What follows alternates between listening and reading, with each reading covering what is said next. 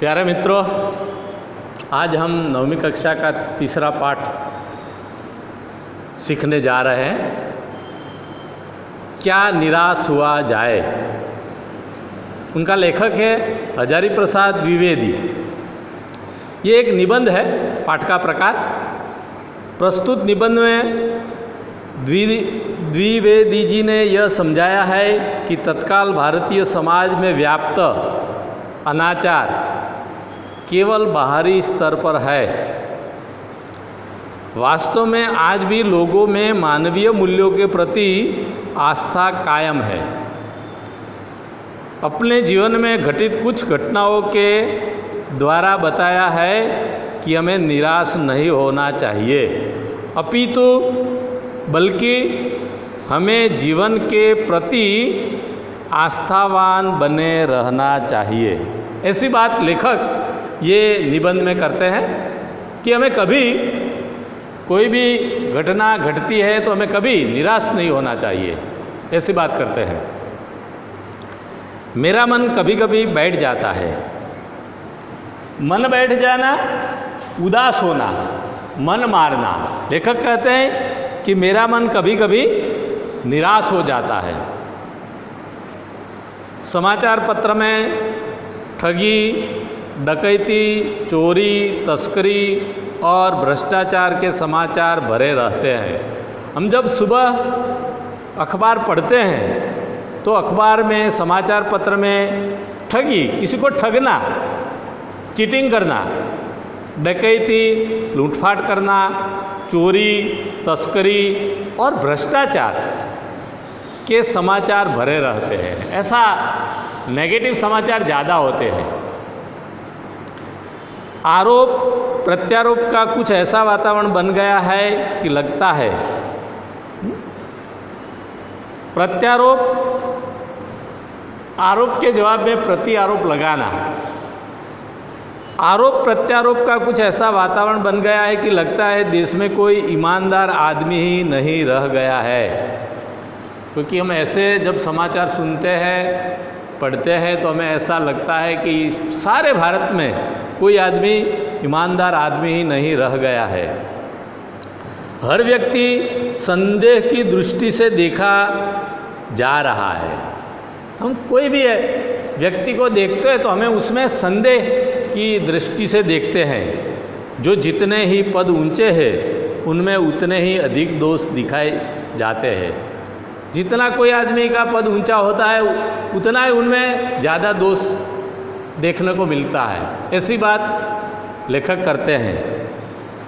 एक बहुत बड़े आदमी ने मुझसे एक बार कहा था कि इस समय सुखी वही है जो कुछ नहीं करता।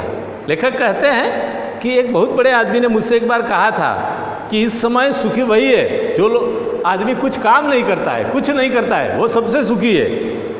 जो कुछ भी करेगा उसमें लोग दोष खोजने लगेंगे। जो कोई व्यक्ति कुछ काम करता है तो लोग उसमें कोई ना कोई दोष निकालते हैं, क्योंकि दोष निकालना बहुत आसान है।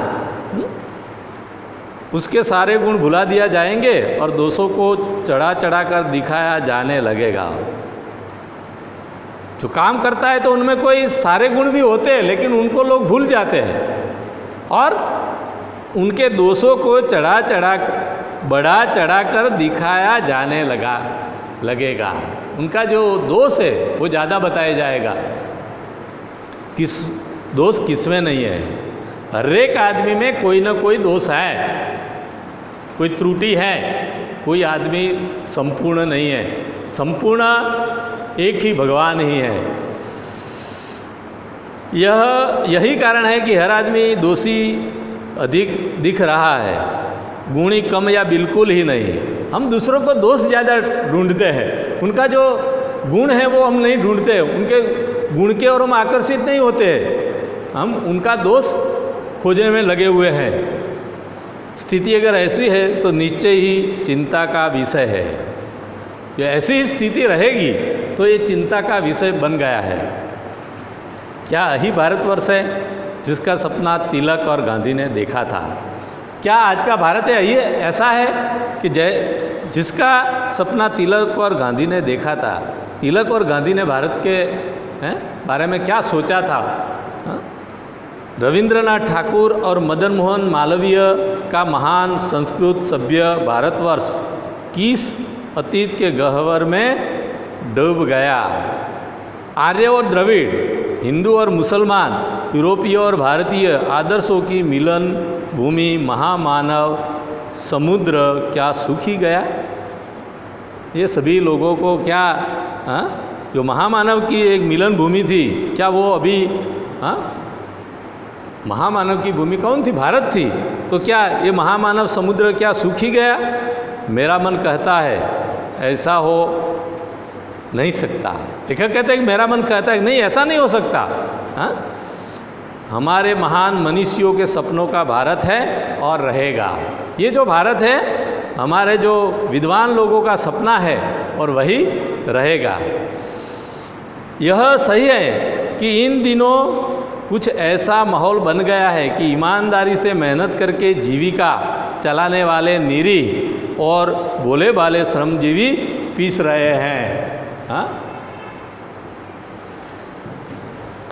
निरीह निराधार। आज हम देखते हैं कि ऐसा वातावरण बन गया है कि ईमानदारी से मेहनत करके जो रोजी रोटी चलाते हैं, अपना घर चलाते हैं, वो बेचारे भोले भाले आदमी आज क्या उनको लोग पीस रहे हैं। और झूठे लोग हैं जो धोखेबाज है, धोखा का रोजगार करने वाले फल फूल रहे हैं, वो समृद्ध हो रहे हैं। आपको पता है कि बेईमानी से जो लोग कमाते हैं वही बड़े पैसादार होते हैं। मेहनत से कमाने वाला वो अपना पेट ही भर सकता है, दूसरा कुछ नहीं कर सकता है। इसलिए आज समाज में धोखाबाजी बढ़ गई है। ईमानदार को मूर्खता का पर्याय समझा जाने लगा है। कोई आदमी ईमानदार होता है तो लोग उनको मूर्ख समझते हैं कि ये तो मूर्ख है। सच्चाई केवल भीरू और बेबस लोगों के हिस्से में पड़ी है। सच्चाई है वो केवल जो डरपोक लोग हैं, लाचार लोग हैं, उनके हिस्से में गई है। ऐसी स्थिति में जीवन के महान मूल्यों के बारे में लोगों की आस्था ही हिलने लगी है। ऐसी स्थिति रहती है तो जो अच्छे लोग हैं, जो मूल्यों के बारे में बात करते हैं, उनकी आस्था हिलने लगती है। परंतु ऊपर ऊपर जो कुछ दिखाई दे रहा है वह बहुत ही हाल की मनुष्य निर्मित नीतियों की त्रुटियों की देन है। क्यों ऐसा हुआ है कि आजकल जो हमने जो नीतियाँ बनाई है, ऐसी हमने गलत नीतियाँ बनाई है, इसलिए ऐसा हो रहा है। सदा मनुष्य बुद्धि नई परिस्थितियों का सामने करने के लिए नए सामाजिक विधि निषेध को बनाती है। उनके ठीक साबित न होने पर उन्हें बदलती है। नियम कानून सबके लिए बनाए जाते हैं। भारत में आप जानते हैं कि नियम सबके लिए हम बनाते हैं, लेकिन जो गरीब आदमी है उनके साथ जो बर्ताव होता है दूसरा होता है। पैसा वाला आदमी होता है, नियम एक ही होता है, फिर भी उनका अलग अलग उपयोग करते हैं।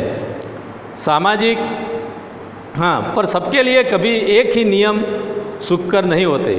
सामाजिक कायदे कानून कभी युग से परीक्षित मीन्स कसौटी पर खरे उतरे हुए। परीक्षित का मतलब क्या होता है? कसौटी पर खरे उतरे हुए।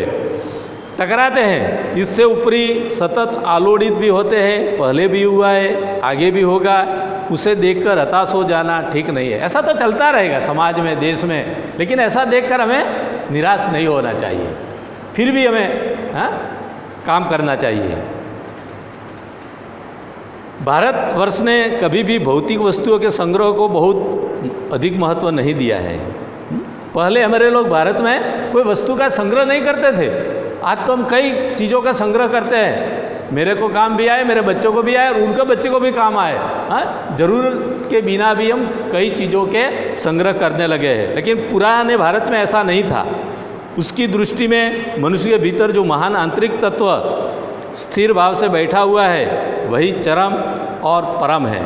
लोभ, मोह, काम, क्रोध आदि विकार मनुष्य में स्वाभाविक रूप से विद्यमान रहते हैं। पहले से ये जो दुर्गुण है, ये विकार है, हर एक मनुष्य में कम और ज़्यादा मात्रा में होता रहता है। पर उन्हें प्रधान शक्ति मान लेना और अपने मन तथा बुद्धि को उन्हीं के इशारे छोड़ देना, बहुत निष्कृत आचरण है। थोड़ा थोड़ा तो ऐसा होता ही रहेगा, लेकिन उसको देखकर हमें उनको छोड़ देना है, ये अच्छी बात नहीं है। भारतवर्ष ने कभी भी उन्हें उचित नहीं माना, उन्हें सदा संयम के बंधन से बांधकर रखने का प्रयास किया है। थोड़ा हमें संयम रखना चाहिए। लोभ है, क्रोध है, मोह है, माया है, हाँ होना ही चाहिए, लेकिन थोड़ा बंधन भी उन पर हमें रखना चाहिए। परंतु भूख की उपेक्षा नहीं की जा सकती, बीमार के लिए दवा की उपेक्षा नहीं की जा सकती। गुमराह का मतलब रास्ता भूला हुआ आदमी है, उनको गुमराह कहते हैं। गुमराह को ठीक रास्ते पर ले जाने के उपायों की उपेक्षा नहीं की जा सकती।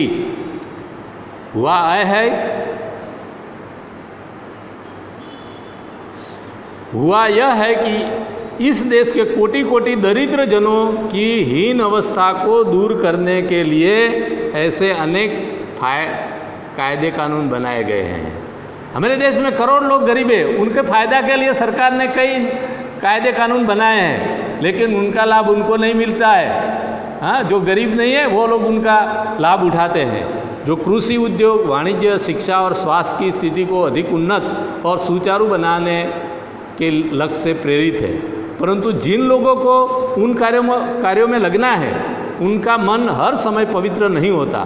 प्रायः वे ही लक्ष्य को भूल जाते और अपने ही सुख सुविधा की ओर ज़्यादा ध्यान देने लगते हैं। हाँ, बेचारा गरीब को कुछ नहीं मिलता है और उनका लाभ दूसरे लोग ले लेते हैं। बाद में फिर आगे देखेंगे, यहाँ इतने तक पढ़ने का, ये शब्दार्थ भी अपनी किताब नोट में लिख लेने का।